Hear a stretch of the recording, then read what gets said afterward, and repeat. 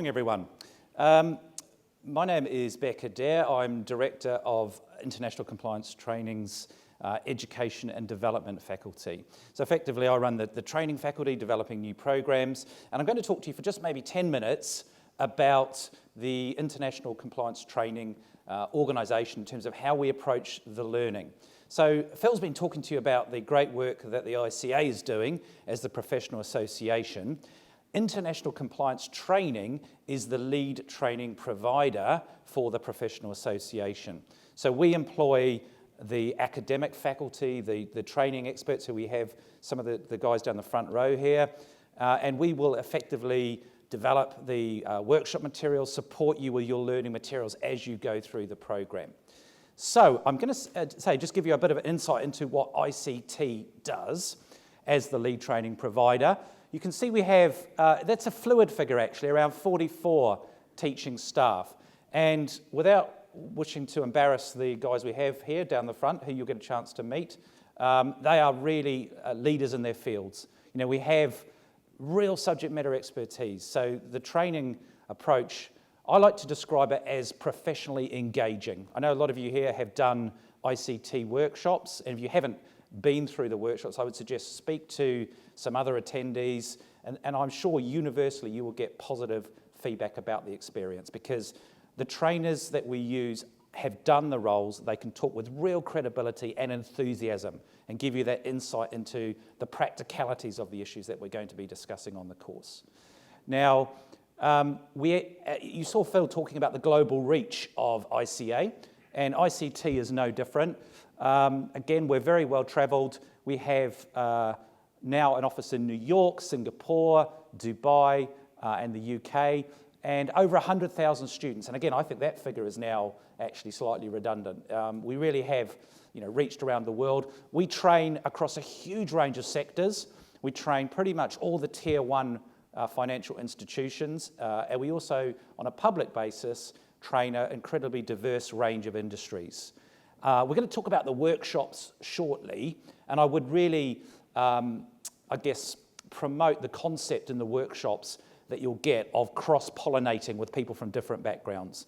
So where else will you get the chance to be shut away in a room with 30, 25 other practitioners from law enforcement, oil and gas firms, the gaming industry, banks, insurance, law firms, very, very diverse range of attendees. And there's a huge amount of benefit to be taken from that. Over 134 countries. So again, the insight we can give you is how do different industries and different jurisdictions tackle these issues that we're talking around: governance, risk and compliance, financial crime, anti-money laundering. We have that international perspective. We train, for example, next couple of weeks we're off to Moscow to train a large Russian institution out there. And it's really interesting to get that international insight into how other firms are dealing with these challenges. Okay, so when you enroll in the learning programs, you will get a huge amount of supporting material. I think Phil used the term integrated learning. And what we mean by that is people learn in different ways. So some people, really prefer the face-to-face interaction in a workshop. Others like to lock themselves away in a darkened room and hunch over their books and just sort of draw in the material that way. So to recognise that, we have a huge range of learning material. The primary source for you is your learning platform, and you can see a screenshot there where you have sort of various boxes, tiles there which you can click on, and there's a vast amount of supporting material, okay? There's obviously your course material, so we have very high quality course manuals with practical self-assessment questions so you can assess your learning as you go through, and they are constantly updated, so they're bang up to date with the latest technical and case study material.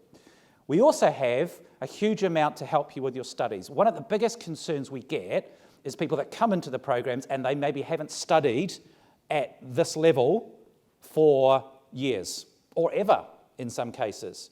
And even if you have done recent, degree level study, it is a shock to the system to come back to that. So there's a lot of material to help you with your studies. So everything from guidance around writing assessments, assignments, referencing, to previous exam papers, You know, the courses that we do typically at diploma level and advanced certificate level are open book examinations. Now, open book examinations are a bit of a mixed blessing. And we talk to you about the strategies for tackling open book examinations and doing well. Again, a lot of further reading and resources, videos, webinars, interactive materials to help you. And there's a question and answer forum where delegates can post questions, and we have a very good SLA for coming back to members with queries within at least sort of 48 hours at the very most. So you're having any sort of technical problem with the course content or any administrative problems, we're always available to help. Also, there's a lot of guidance on how to do things. So for example, how to structure an assignment. And again, when you come to the workshops, we will give you advice. You know, we have lots of insight into how the ICA formally assesses your qualification.